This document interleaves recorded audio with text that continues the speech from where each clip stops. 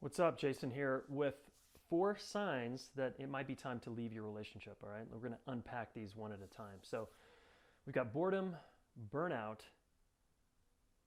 abuse, and value differences. All right, these are all reasons that you might end the relationship. And you're certainly watching this because you're chewing on that, right? You're like, I don't know if this is going so well. So boredom, I'm always curious about this one, but people say this frequently. I'm just kind of bored. And this usually happens in the first year of a relationship, or it happens like 20 years down the road in a marriage.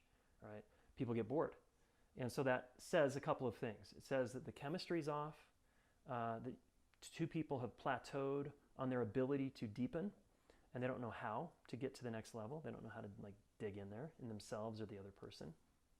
I think it's interesting because I'm of the view that human beings are like an ocean. I mean, we're just this endless, vast thing to explore. I mean, that's my wife. It's like, I'll never stop exploring who she is and what she's about.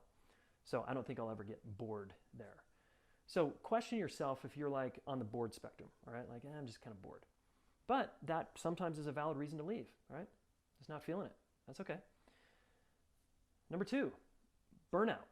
Now this happens when the two of you are fighting all the time and you can't work through your shit. You don't know how to get over the conflict or through, and there's just a mountain of stuff, and you guys have not gotten to zero, to the exhale, like, and then embraced in this amazing way, like, wow, we worked through that. Because on the other side of a difficult conversation is always more beauty and connection if you can figure it out. And a lot of people just don't have the tools or the skills.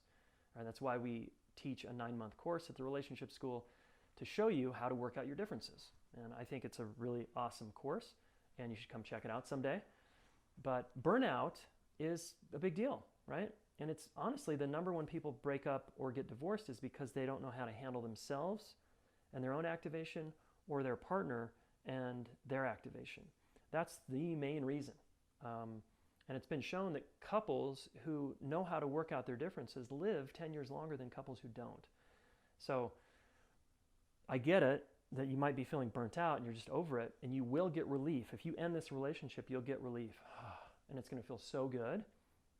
And here's the only challenge with that is that in 2 years or 5 years or whenever you get into another relationship, wherever you left off in your relationship, the stuff you couldn't figure out, it's going to show up in the next relationship and follow you.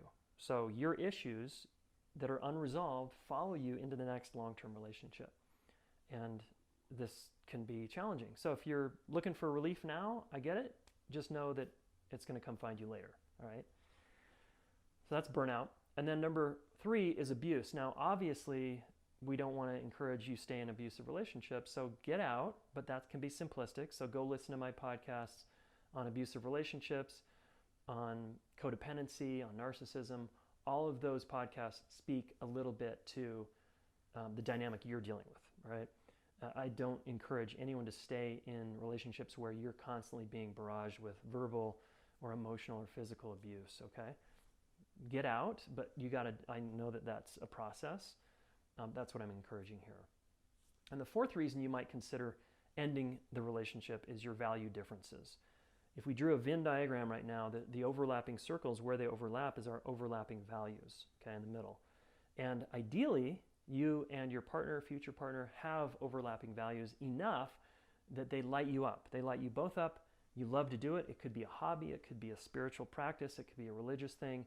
It could be money or taking care of the kids or whatever it is that you guys you're awesome at. And then you're very different people. You'll notice this, right? The longer you're in a relationship with someone, the more you understand how different you are. Sameness promotes boredom, and it's just not reality. Like, we polarize when we deepen with someone, and that's a good thing. Because we want to learn how to love someone in their differences, all right? So value differences are very important to talk about before you go into some big commitment like marriage or joining your finances, okay? Because if you don't really know what this person stands for and you have kids with them, you're going to find out now that you have kids, like, oh my God, this is how they raise the kids? Holy shit, I want to raise the kids this way. And now you're dealing with a very big challenge. And often And just divorcing doesn't make it any easier, because what if your husband wants the kids to go to this school and you want the kids to go to this school? Well, imagine being a kid in that. It starts to pull the kids apart in a certain way. So obviously you want to do your best to work through this and be adults talking about your value differences. But value differences are legit, and sometimes they don't change for people, and that's okay. But know who you're getting into bed with and who you're going to go the distance with. Know what they value and what they stand for. Otherwise, the value differences can become very problematic, right? Okay, hopefully these tips and these signs have been helpful, and stay tuned for the next video. If you want another action step, and let's say you're a woman with a man who's, there's big value differences, he's pulling away, you guys can't work through your stuff, just go to relationshipschool.com/get his heart back, and I've got a few more tips for you. And make sure you subscribe to these videos, and we'll talk soon.